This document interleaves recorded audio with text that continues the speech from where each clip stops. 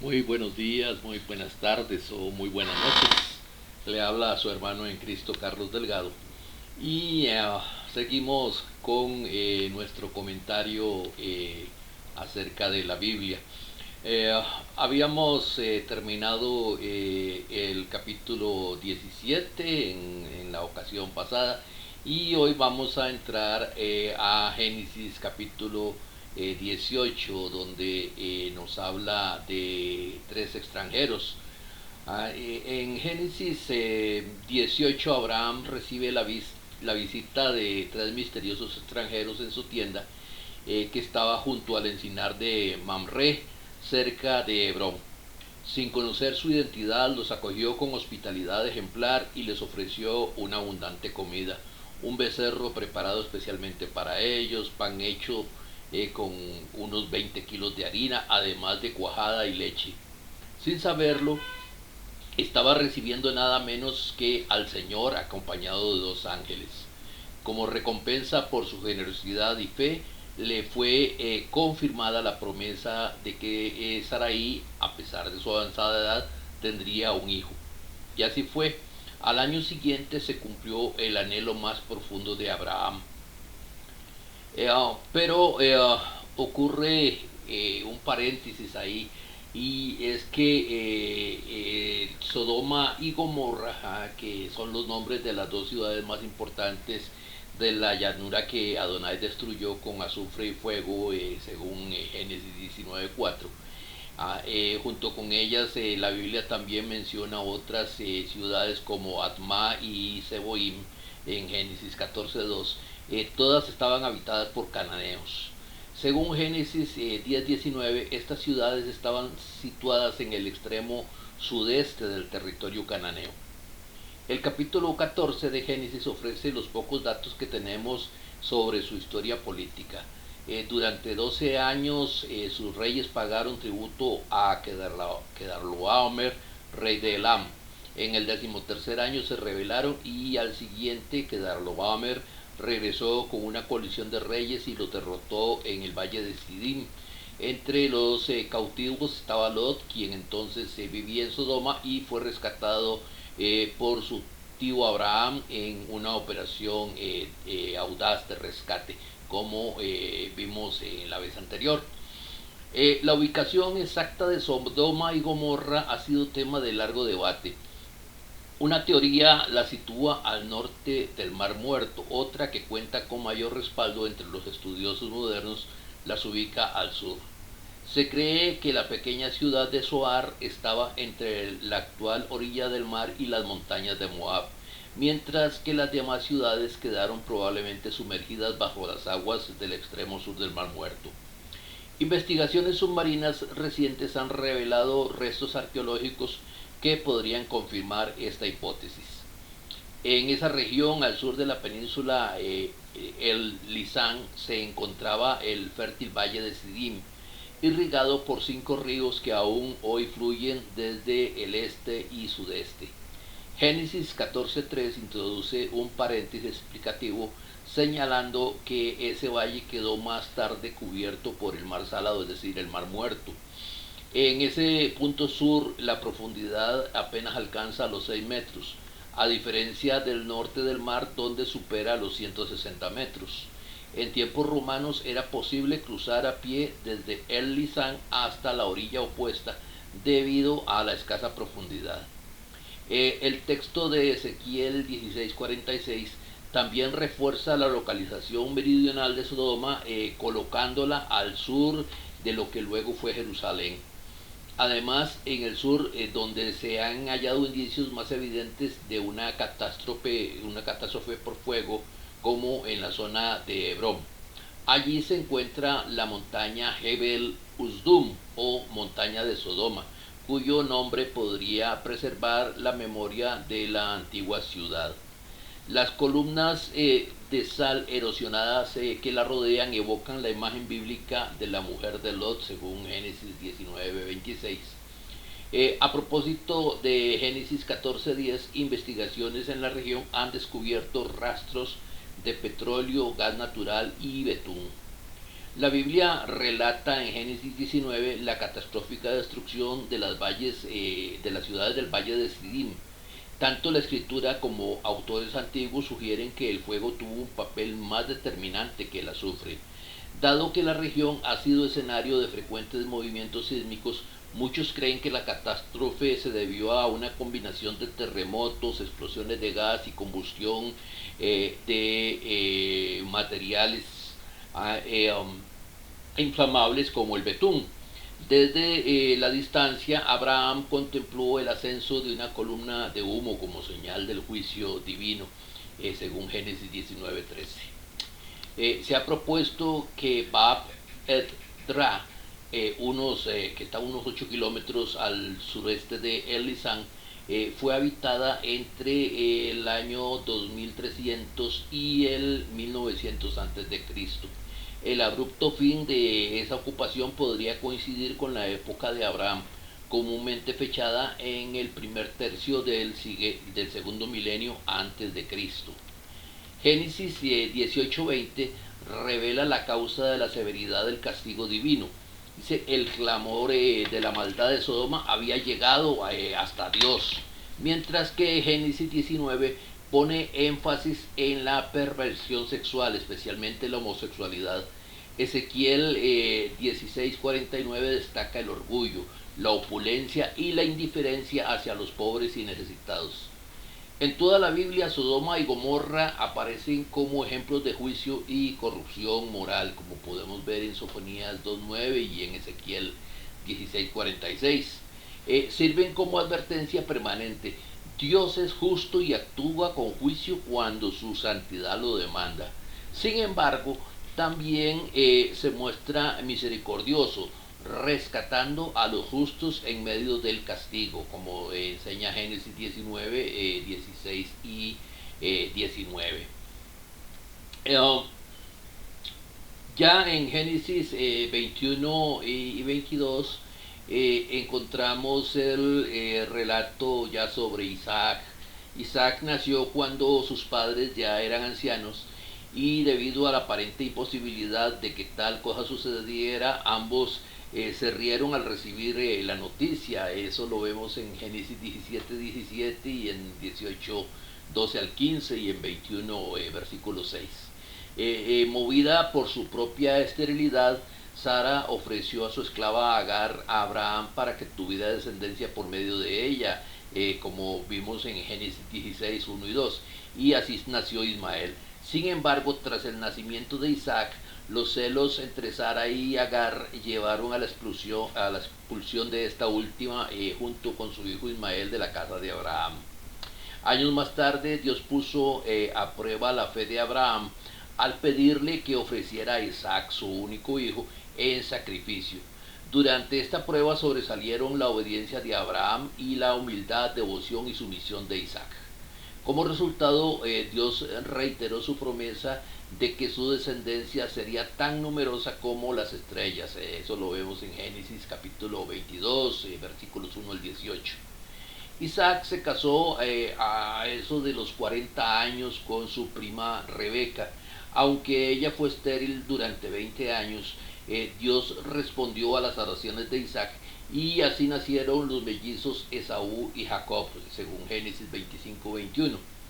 La preferencia de Rebeca mostrada por Jacob y la de Isaac por Esaú generaron rivalidades, discordia y prolongadas separaciones entre los hermanos. Isaac murió a la edad de 180 años y fue sepultado por sus dos hijos en Hebrón.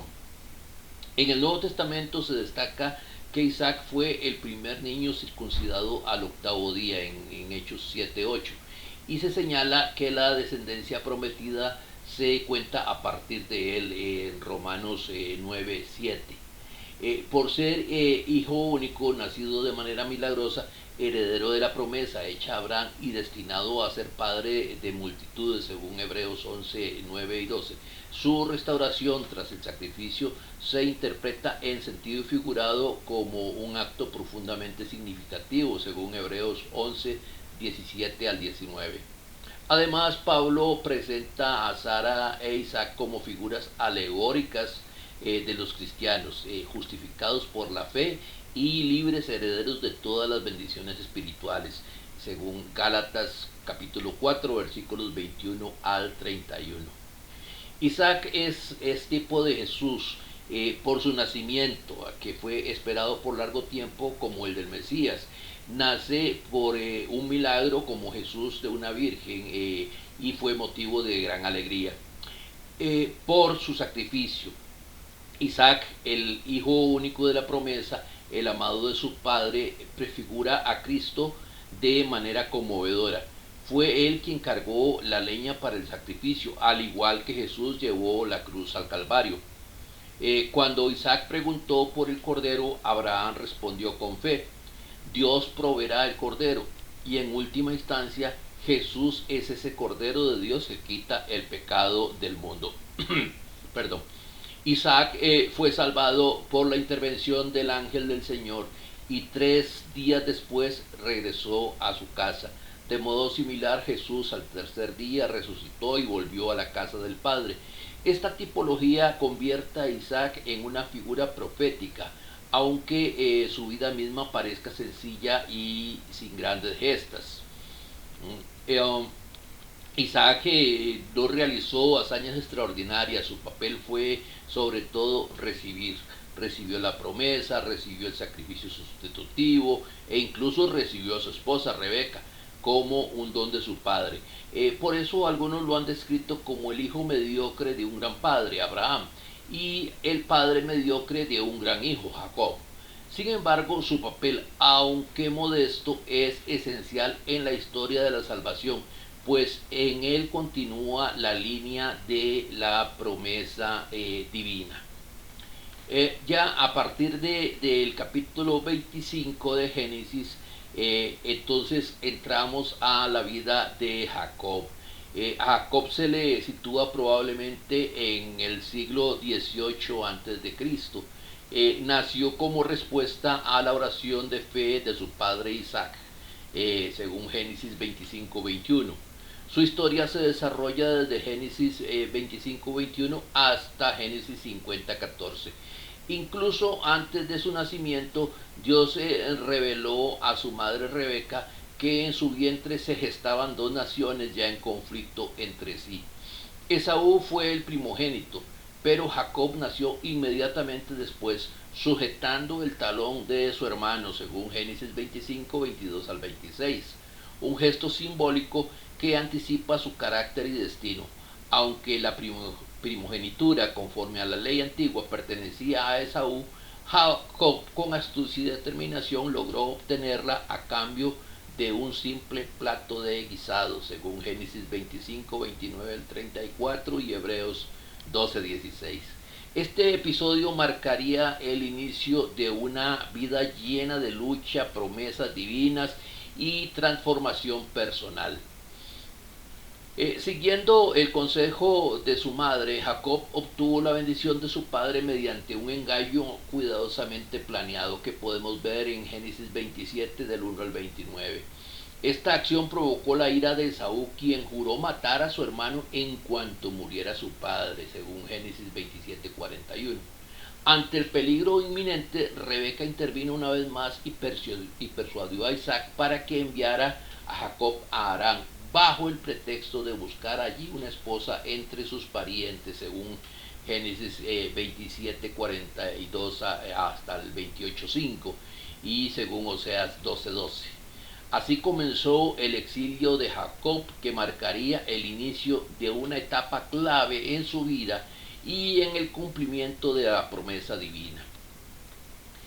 Durante su viaje, Jacob tuvo una visión que marcaría profundamente su vida.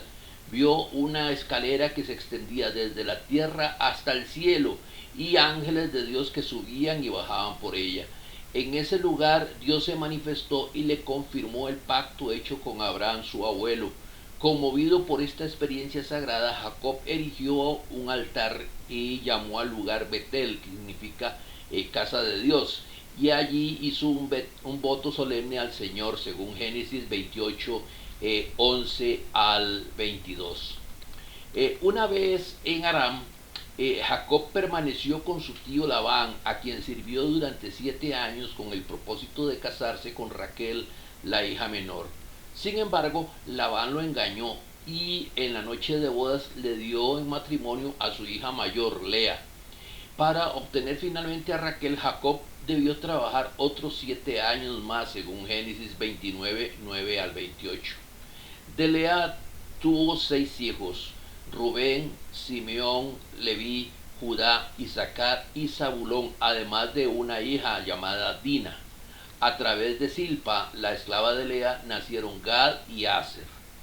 De Bila, la esclava de Raquel, tuvo a Adán y Neftalí. Finalmente, en respuesta a los ruegos de Raquel, Dios le concedió 2 hijos con ella, José y Benjamín, quienes se convirtieron en los favoritos de Jacob. Todos estos nacieron en Padán Aram, excepto Benjamín, que nació en el camino a Éfrata o Belén, y cuyo nacimiento costó la vida de Raquel. Esto lo podemos ver en Génesis 35, 16 al 19 y 23 al 26. Gracias a su ingenio y habilidad, Jacob prosperó considerablemente en la casa de Labán, lo cual despertó la envidia de los hijos de su suegro. Ante el creciente conflicto y por instrucción divina, Jacob decidió regresar a Canaán. Labán lo persiguió y lo alcanzó, pero tras un tenso encuentro, ambos acordaron sellar un pacto de paz que vemos en Génesis 31. Así se separaron en términos amistosos y Jacob pudo continuar su camino conforme al propósito de Dios. Al pasar por Mahanaim, unos ángeles de Dios salieron al encuentro de Jacob, confirmando que no estaba solo en su camino, como podemos ver en Génesis 32, 1 y 2. Temiendo el encuentro de su hermano Esaú, a quien años atrás había engañado, Jacob planeó con astucia y cautela el acercamiento. Dividió su campamento y envió generosos regalos por delante, con la esperanza de apaciguar la ira de Esaú. La noche anterior al encuentro, Jacob tuvo una experiencia decisiva. Luchó con un misterioso hombre identificado como el ángel de Adonai. Durante esa intensa lucha espiritual, Jacob se mantuvo firme hasta recibir una bendición.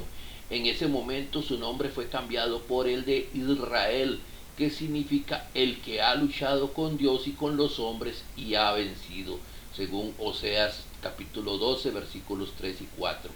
Este nuevo nombre no solo marcó un giro en su vida, sino que se convirtió en el nombre de toda una nación, los hijos de Israel, el pueblo elegido por Dios. Jacob llamó a aquel lugar Peniel, que significa el rostro de Dios, porque dijo: he visto a Dios cara a cara y ha sido preservada mi vida. Después de reconciliarse con Esaú, Jacob se estableció en Siquem, según Génesis 33, 18. Sin embargo, tuvo que abandonar el lugar tras el ultraje cometido contra su hija Dina y la violenta venganza de sus hijos Simeón y Leví. Ellos ejercieron una venganza contra toda la ciudad, según Génesis 34. Entonces Jacob se dirigió a Betel, donde Dios le reafirmó sus promesas, según Génesis 35, 1 al 15. Más adelante llegó a Hebrón, justo a tiempo para dar sepultura a su padre Isaac, según Génesis 35, 27 al 29. La marcada preferencia de Jacob por José, junto con los sueños proféticos del joven, provocaron un profundo resentimiento entre sus hermanos. Finalmente estos lo vendieron como esclavo y engañaron a su padre, haciéndole creer que había muerto, que eso lo vemos en Génesis 37. Años después, durante una gran escasez de alimentos, Jacob y sus hijos viajaron a Egipto y descubrieron que el gobernador de la tierra no era otro que José, su hermano perdido, según Génesis 42 al 45. José se trasladó con toda su familia a la región de Gosén, donde vivió 17 años más, según Génesis 46 capítulo 46 a 47, 28. Falleció a una edad avanzada, con más de 130 años, rodeado de sus hijos y después de pronunciar una bendición profética sobre cada uno de ellos, según Génesis 48 y 49, capítulos 48 y 49. Cumpliendo su deseo, los hijos lo llevaron de regreso a Canaán para sepultarlo en la cueva de Macpela junto a sus antepasados. Eso lo vemos en Génesis 51 al 14. Y así termina la vida de Jacob o Israel. Pero vamos a retroceder un poco nada más, porque José nació en Padán Aram. Vamos a hablar de José, que era una región de la antigua Mesopotamia, actualmente parte del territorio de Irak. Eso lo podemos ver en Génesis capítulo 29, versículo 4, en Génesis 30, 22 al 24. Siendo aún un niño se trasladó con sus padres y hermanos a la tierra de Canaán, o sea, Palestina, donde vivió hasta los 17 años dedicado al cuidado del ganado de su padre Jacob, de quien era el hijo predilecto, según Génesis 31, 17 y 18 y 37, 2. Esta preferencia paterna, sumada al hecho de que José solía informar a sus padres sobre la mala conducta de sus hermanos mayores, provocó en ellos un profundo resentimiento. El odio creció al punto de que un día, aprovechando la oportunidad, lo vendieron como esclavo a unos mercaderes madianitas por 20 piezas de plata. Para encubrir su acción, hicieron creer a su padre que José había sido devorado por una fiera. Eso según Génesis 37, del versículo 3 al versículo 36. Los mercaderes lo llevaron a Egipto, donde fue vendido como esclavo a Potifar, un oficial del faraón y capitán de su guardia. En casa de Potifar, gracias a su inteligencia, diligencia y honradez, José fue promovido al cargo de mayordomo. Eso según Génesis 39, 1 al 4. Sin embargo, a pesar de su integridad, fue víctima de una calumnia.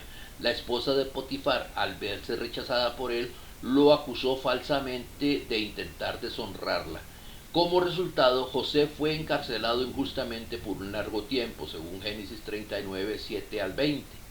Aún en prisión, la bendición de Dios no se apartó de él. El Señor estuvo con José y le mostró su misericordia, haciendo que se ganara el favor del jefe de la cárcel, quien le confió la administración de los demás prisioneros, según Génesis 39, 21 al 23. Al igual que Potifar, el jefe de la cárcel pronto advirtió que José poseía dones excepcionales que lo distinguían de los demás prisioneros. Por ello lo nombró su asistente, confiándole la administración de los asuntos internos del presidio.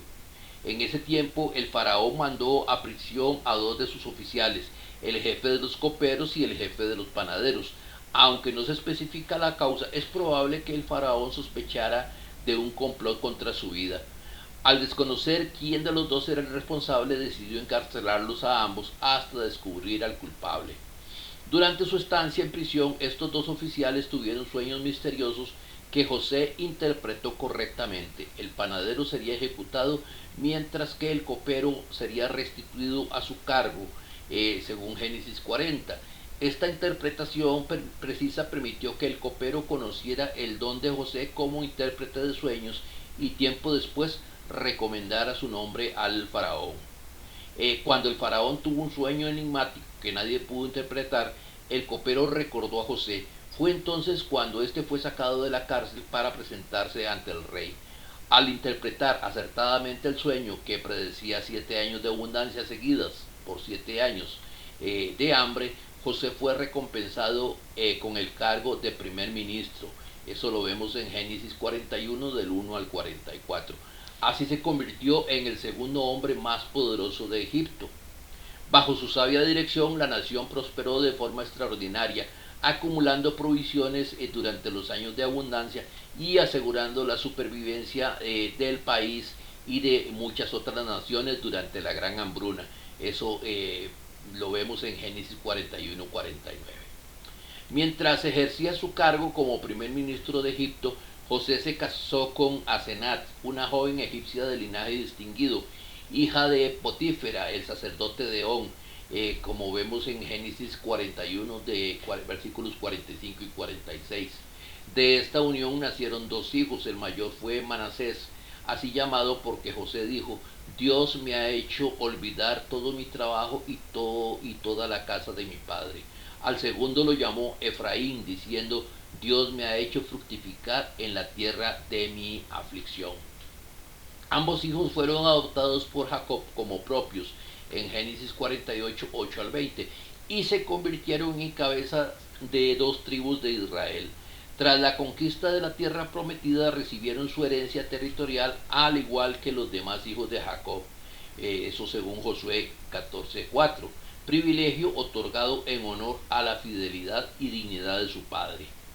Es probable que José haya sido nombrado primer ministro por un faraón Ixo, parte de un grupo de origen semita que invadió Egipto desde Canaán alrededor del 1720 al 1570 a.C. Estos extranjeros, aunque adoptaron muchas costumbres egipcias, mantuvieron vínculos étnicos y culturales con los pueblos como el de José. Se ha descubierto, por ejemplo, una lista de 79 sirvientes de una casa egipcia de ese periodo, de los cuales al menos 40 llevaban nombres semitas y probablemente esclavos como lo fue José. Durante los años de escasez, el hambre afectó severamente a las regiones vecinas, mientras que Egipto, gracias a la sabia administración de José, contaba con abundantes reservas, según Génesis 42. Jacob envió entonces a sus hijos a Egipto para comprar alimento. Al encontrarse con ellos, José los reconoció de inmediato, pero no se dio a conocer. Con el fin de probar su arrepentimiento y conocer el estado de su hermano menor Benjamín, los trató con dureza y exigió que lo llevaran ante él. Eso lo vemos en Génesis 42, 7 al 24. Aunque se mostró severo, en lo íntimo de su corazón ardía de amor por sus hermanos, al punto de tener que retirarse para llorar en secreto. En la segunda visita a Egipto, después de varias pruebas, José no pudo contener más su emoción y se dio a conocer a sus hermanos en un conmovedor momento de reconciliación que vemos en Génesis 45, 1 al 14. Los abrazó con ternura y les aseguró que todo lo sucedido había sido parte del plan de Dios para preservar la vida de muchos. Posteriormente, José hizo traer a su padre Jacob y al resto de su familia para que vivieran en Egipto. Les asignó la tierra de Gosén, de una de las zonas más fértiles del país, donde se establecieron con seguridad. Eso lo vemos en Génesis 46, 1 al 12.